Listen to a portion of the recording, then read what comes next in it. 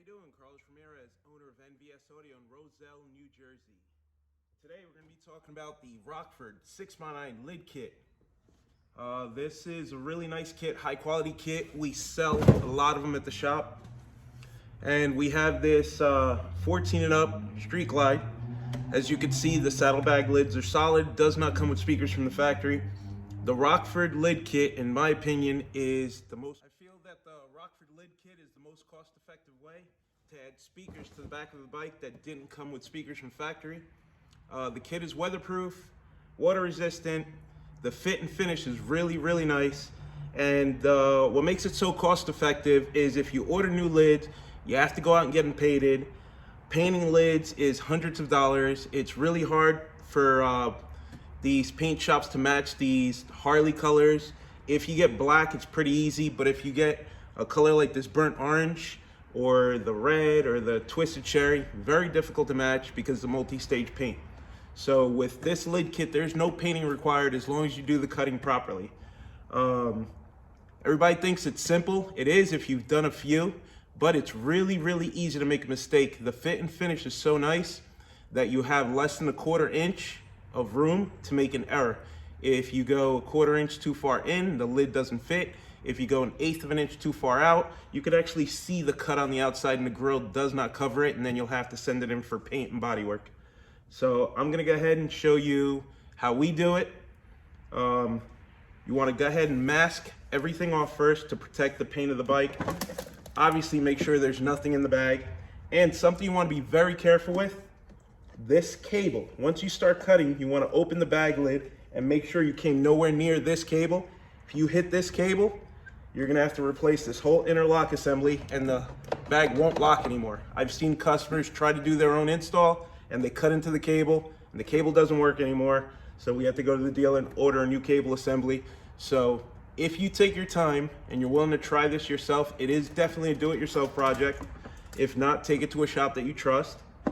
But you want to start by making sure. Another issue that we've had in the past, it comes with a template.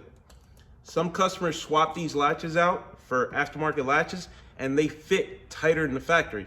So I'm going to show you when I put the template on top, you have to make sure that it clears before you start cutting or else it sets it too far back.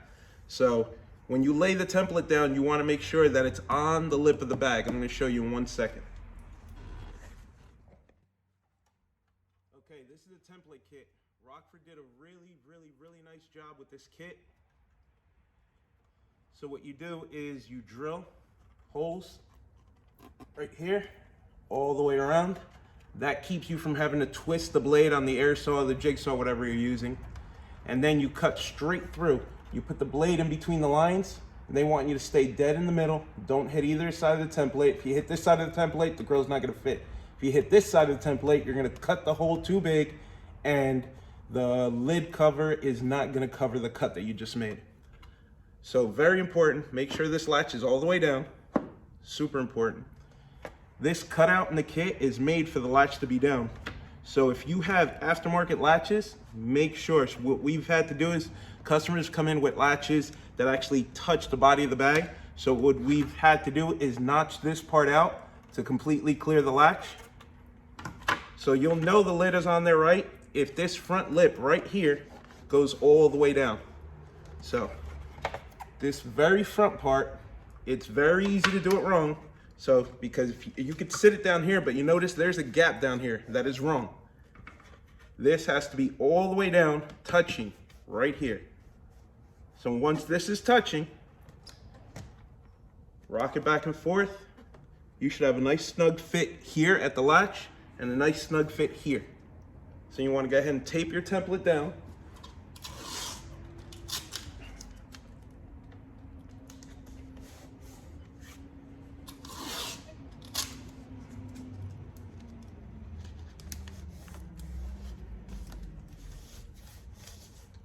And you're gonna run 2 screws, one here and one here.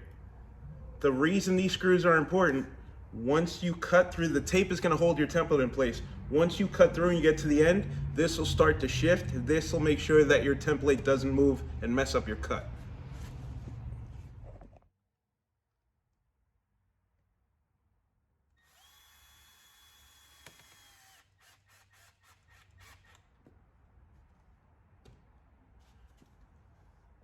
So now that the template kit is on there nice and snug, once again, check your clearances. Make sure it didn't shift or move. It's perfect. All the way down, very important, all the way down. Grab a step bit, and you want to pre-drill the holes all the way around, making sure that you fill up the entire hole, but you don't notch the template with your drill bit.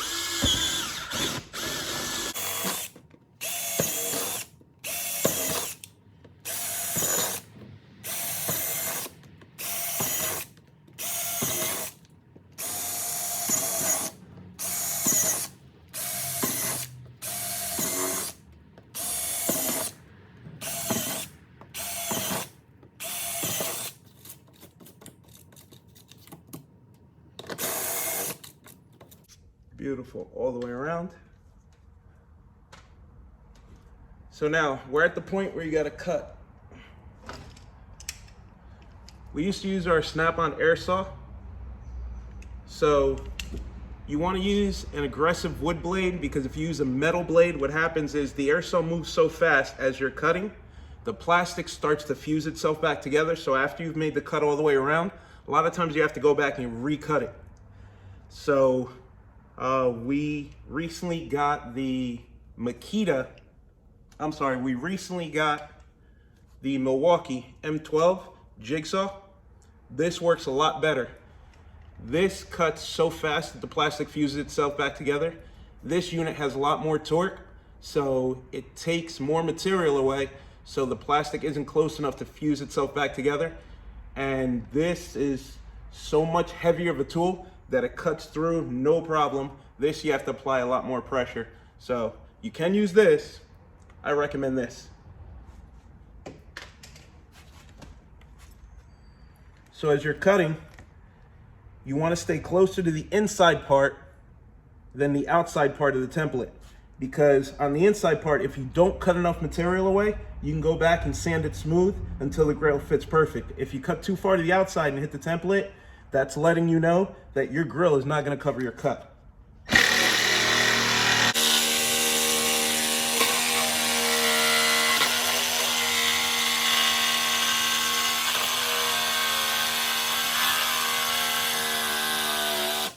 Once you reach the inside corner of the radius, stop and go from the other side. Don't try and make it turn with the jigsaw. Jigsaws don't like to cut around bends. They like to cut straight. That's the purpose of drilling the holes.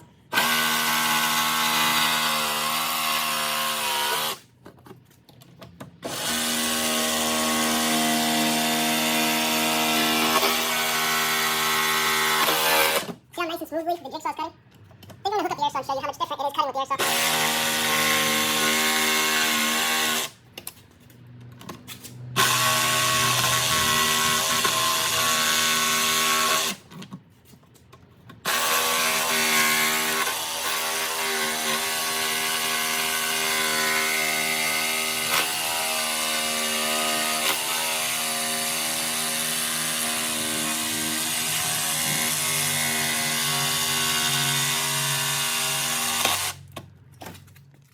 I've switched over to the jigsaw just to show you that the cut's not going to be as smooth and easy, and I'm expecting the piece to fuse back together after I cut it.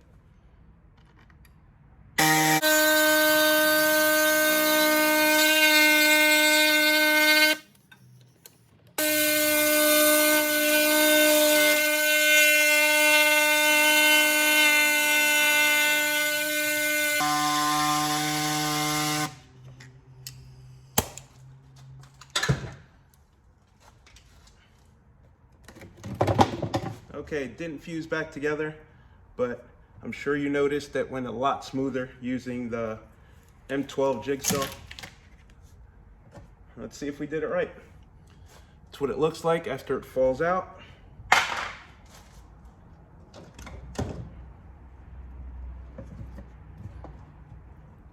Look at that, perfect fit. It's not really hard to do, just got to use the right tools and take your time. So now that we have the lid cut out, this is a 6-mine that comes with the kit. Don't let the size of the magnet fool you. This is a neodymium magnet. It's very powerful, very slim. We're doing 3 of the bikes with the 6-mine kit. On 2 of them, we're keeping the Rockford 6x9. On the other one, we're upgrading because the customer wants a more powerful 6x9. These things are good. They're rated 100 watts RMS. We like to run 150, maybe 200 watts to them, especially if it's only going to be a 4-speaker bike, because you can't really get mid-bass out of these unless you give them a lot of power. The other problem is, if you don't run a DSP, I wouldn't recommend running that much power to these because you will blow them. If you can give yourself nice steep slopes, I guarantee you these will handle 150, 200 watts crossed over and tuned properly. So if you got a stock radio, flash it, as Rockford recommends. Use a DSR1 or whatever DSP you like. Give it nice steep slopes, and this thing will give you a good amount of mid-bass in these bags and sound really good. Now, if you need more output than that, then you could switch over to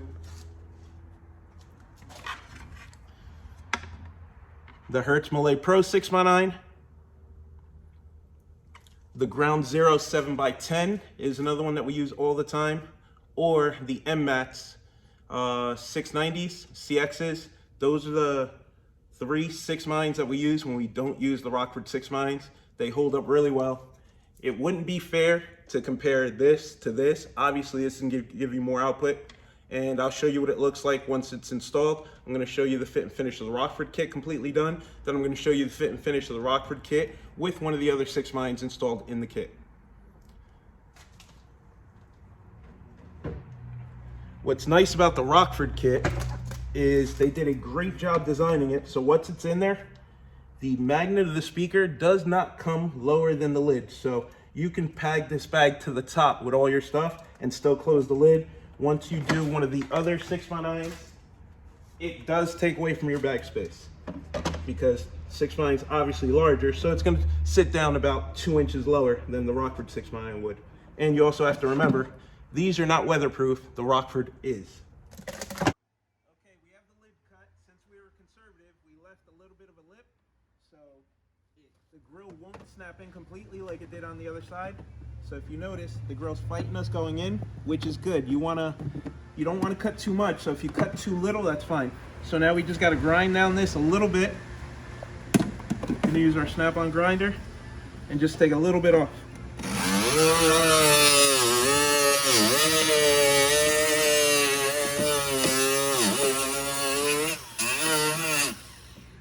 It's safe to go down to the marks that your drill bit made. As long as you don't pass those marks, you're fine. They should snap in perfectly now.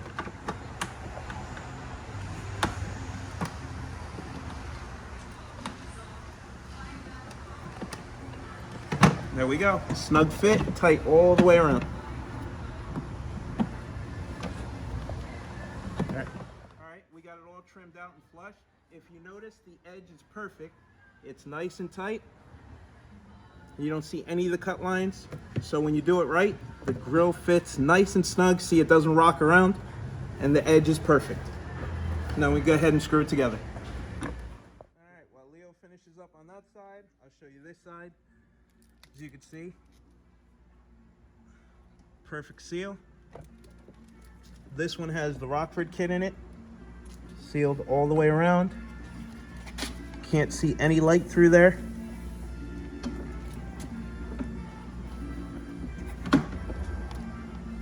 Then I'll show you the other one. So this one, we did the Rockford kit with the Rockford 6x9s. The other one's got the Rockford kit with the Polk Audio 6x9s. So I was finishing up that side. So we have the Rockford kit with the Polk Audio 6x9. As you can see, it's a larger magnet, but it's not fair to compare them because this is a ferrite magnet.